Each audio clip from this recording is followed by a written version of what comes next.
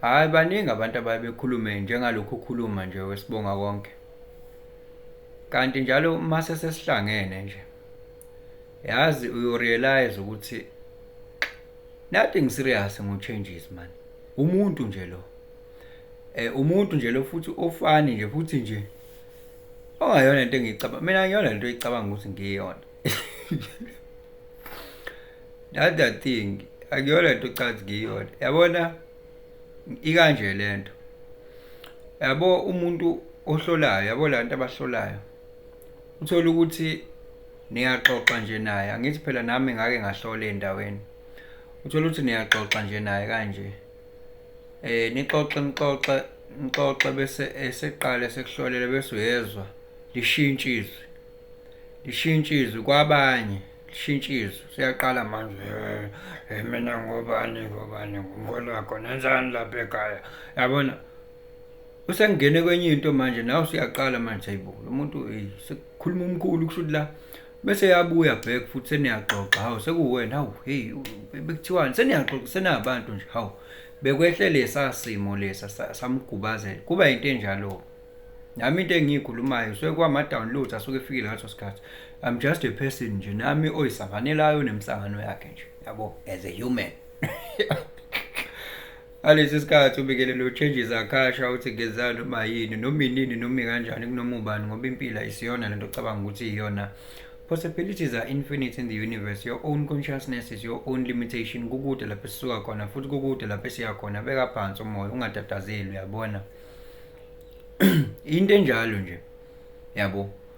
Ayikho into engingayincoma ngami etheni ngaphandle kokuthi ngisetshenziswe as an instrument ezokwazi ukudeliver lezinto lezi iuniverse esuke ifuna ukuyideliver.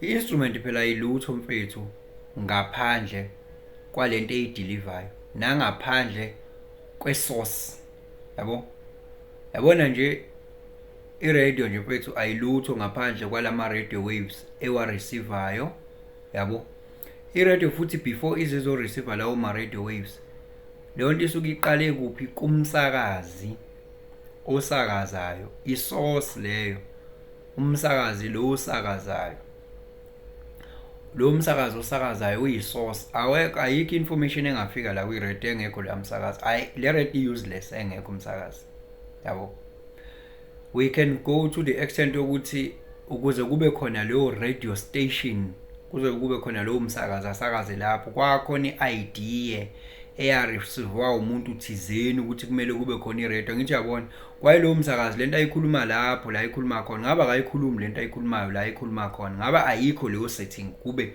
akekho wacabangayo noma wehlelwa i-download ethi vula i-radio station angithi yabona ukuthi we are being used kahle by the divine intelligence yabo. There's nothing much about us, there's nothing much about me yabo, there's nothing much. I'm just a human nje. Nginabantu nami ngibagxoba amakona la ngibagxoba khona la ngihamba khona nabantu abacikayo mhlawumbe nami I'm just a human just like that. It's just that the advantage I have is ukuthi nginikiwe amandla ukuthi kube yimi odeliver lezi zinto and lezi zinto nami njengoba ngangasho kwesinye isikhathi ngathi mina nami I learn through izinto engiyikhulumayo yabo ngoba aziqhamuki kimi nami ngiye ngihlale nje ivideo yami ngilalele mina yonke iziphele ngilalela nje hey lo mjida ngithi lo mjida lona uyithatha lento ayikhulumayo yabo uyithatha lento ayikhulumayo yazi yayiyakhi isezento ayikhulumayo mina kwivideo yami ngobani nami ngisuke ngithathe i-download la ngiyithathe khona isuke ifikile nami then bese kube ukuthi nami I learn along the way. I also learn yabo we are just we are the same. It's just that nje phela ke khona abaphambili khona abasemuva we can always be better yabo, we can always be better yabo. But ukhiye walento yabo nje ungizwa ngikhuluma mina ukhiye walento awukho ekuyikhulumeni ukhiye wayo amandla ayo ase kuyi-exerciseni yabo amandla ayo ase kuyi-exerciseni lento le osukuyikhuluma ilapho ke la khona leyo power leyo of which ke lokho ke is not easy because you are working against the programming, the conditioning, the circuitry connection also uyijwayeze yona wena. You're working against that. Your nervous system, the nature of who you are, your reptilian brain that kicks off before even your reasoning mind start to reason. Yonke leyo into leyo uma sesikhuluma ngokuyi-exercise into, so umuntu njengomuntu unama imperfections, for the fact ukuthi umuntu unama imperfections akhe, but there is an advantage that I have. Yes, there is an advantage. Phela manginikeze ukuthi mina okumele ukuthi abe in charge kule information. Le information ifika kuqala kimi, and mina khona okunye engingakukhuluma, ngoba ngeke ngihlezi ngikhuluma yonke into every day and every now and then. Khona okunye engingakukhuluma okuwukuthi nje I just need to do it because I can't keep on talking endlessly. Ngaze ningithathe kancane.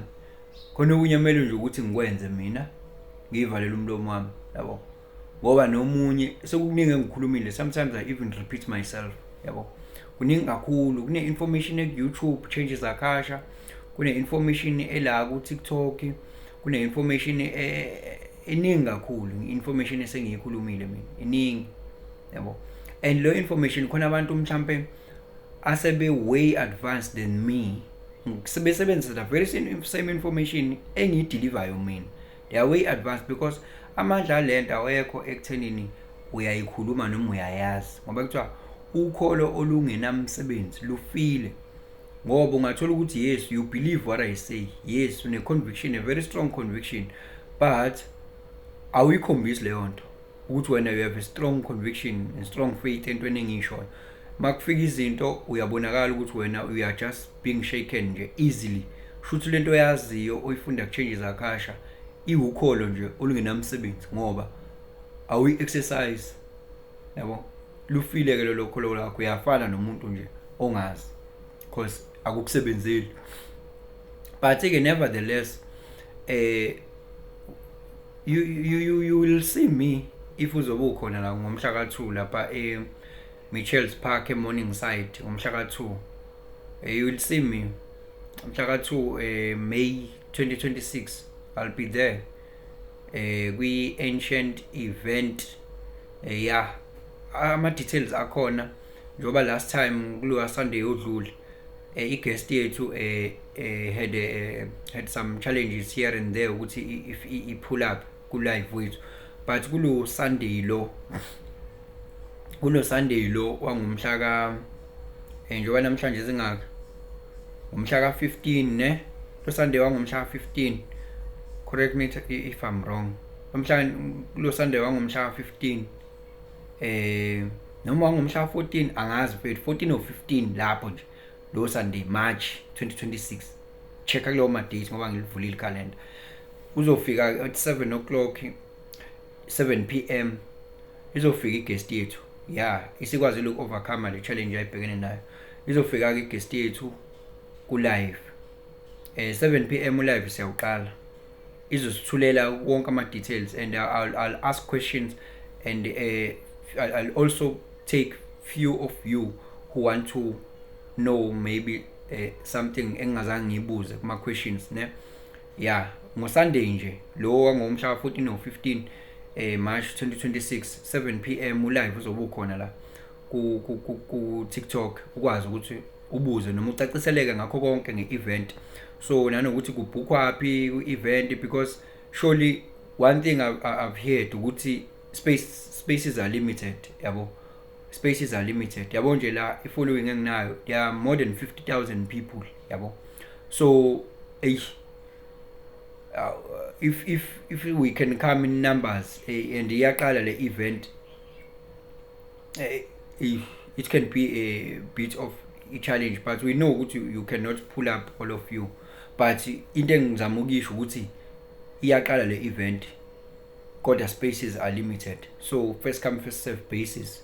And isekude ke manje ngoMay usangakwazi ukuthi nje nawe uhlele into zakho kahle. Other than that ke uzongibona ke lapho ngizobe ngikhona nje funniest guy.